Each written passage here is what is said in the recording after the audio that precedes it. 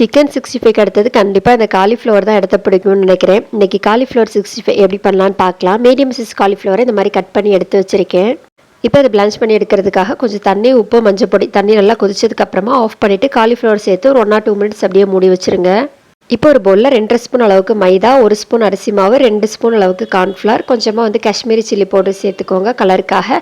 அப்புறமா காரத்துக்காக 1 ஸ்பூன் அளவுக்கு கறி மசால், கொஞ்சம் உப்பு, 1 ஸ்பூன் அளவுக்கு இஞ்சி பூண்டு பேஸ்ட்டு சேர்த்துக்கலாம்.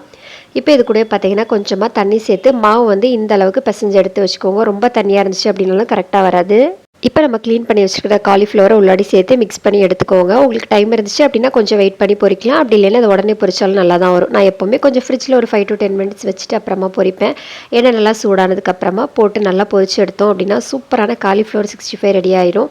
கண்டிப்பாக ட்ரை பண்ணி பாருங்கள். செம்ம டேஸ்ட்டாக இருக்கும். இதுக்கு வெங்காயம் வச்சு சாப்பிடும்போது இனிமேல் டேஸ்ட் நல்லாயிருக்கும். வீடியோ பிடிச்சா லைக் பண்ணிக்கோங்க. இன்னொரு வீடியோவில் பார்க்கலாம். பாய்.